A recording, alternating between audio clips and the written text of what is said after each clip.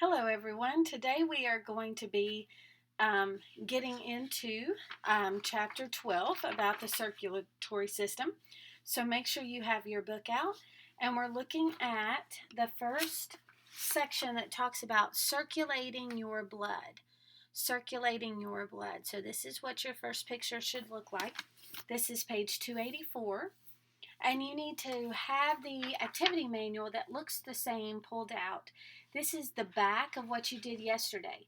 So yesterday you did looking ahead, and on the back of that will be this activity manual, page 190, with the same diagram that's on page 284. So if I were you, I would look right now and look at that picture and see what I can fill out on 1, 2, 3, and 4 right now. And then that would take care of the diagram. And then as we go, I want you to read over what you're listening for. And I want you to listen for those things as I read.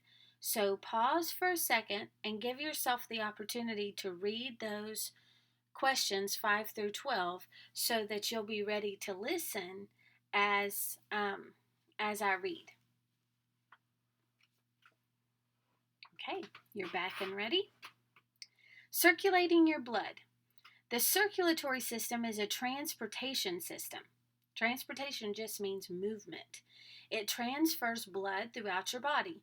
In this way, God designed your body so that the oxygen and nutrients in your blood can reach every part of your body. Without the oxygen and nutrients, not only would your cells die, but you would die. The heart is at the center of the circulatory system. Blood vessels and blood are also part of this amazing system. The circulatory system is so intricate, we've talked about that word before, right? Involving many parts, and perfectly designed that it is almost unbelievable. Your heart. The heart is the main organ of the circulatory system. It is located in the chest between the lungs. So we do this, but it's really more here. Both the lungs and the heart are protected by the ribs. Your heart is only about the size of your fist, but it is very strong. It needs to be strong because it never stops pumping. It keeps blood always circulating through your body. The heart is a hollow organ that has walls made of strong muscle. A slippery sac of tissue around the heart protects it from rubbing against the lung or the ribs.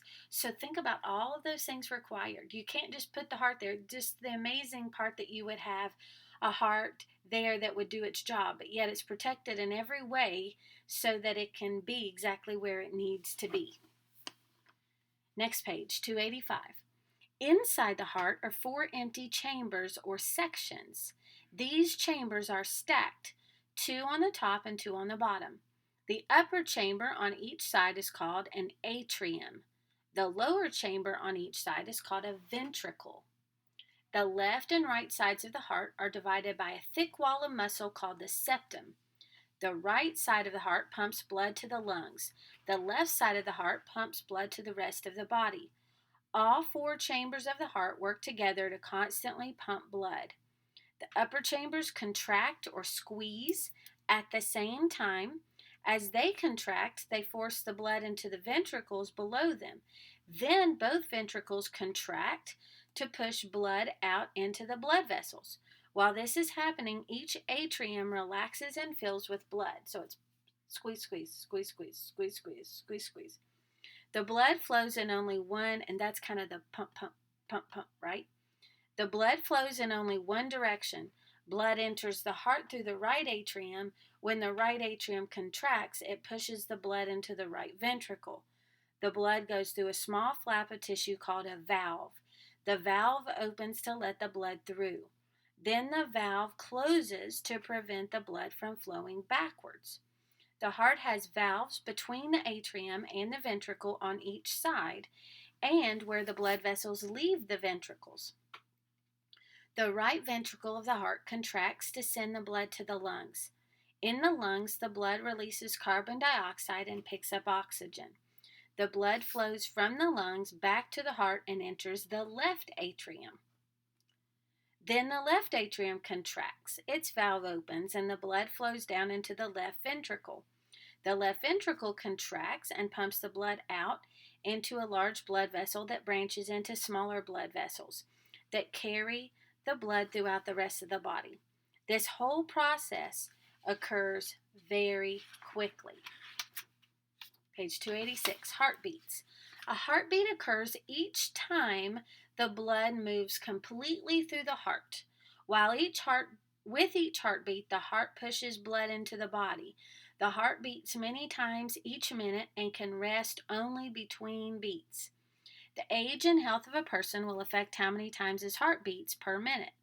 A child's heart beat about 90 to 120 times per minute. Adults average about 72 beats per minute. A trained athlete's heart may beat fewer than 60 times per minute. The number of times your heart beats in a minute is called your heart rate. You can find your heart rate by counting the times that you feel your pulse. Your pulse is the push of blood through the blood vessels. It occurs each time your heart beats. You can feel your pulse several places on your body. The easiest places to check your pulse are probably on your wrist or your neck. So if you want to feel right around here, I can push my finger right here in the middle. And you usually use 2 fingers, and I can feel a pulse there. Or you can go right here, right below your chin, right there, and push hard up in there, and I can feel it there too. Your heart makes a lub-dub sound as it beats. This is the sound that the valves in your heart make as they close. A doctor can tell much about how your heart is functioning by listening to the sound it makes. He uses a device called a stethoscope to hear your heart beating. If the sound is not normal, a problem may exist. The doctor may do more tests to check it out. Although your heart is always beating, it does not always beat at the same rate. When you are active, it beats quickly. When you are sitting still, it beats more slowly. Your heart beats even slower yet when you are sleeping. Getting enough sleep can provide more rest for your hard-working heart. Exercise is important too. The heart muscle needs to be exercised in order to be strong. Hearts that are healthy and strong do not have to beat as often. So think about what they said about that athlete. The heart was healthy because it was always being worked out, and so it didn't have to work as hard. One part of your heart acts as a control center. The control center, called a pacemaker, is a small group of cells that make sure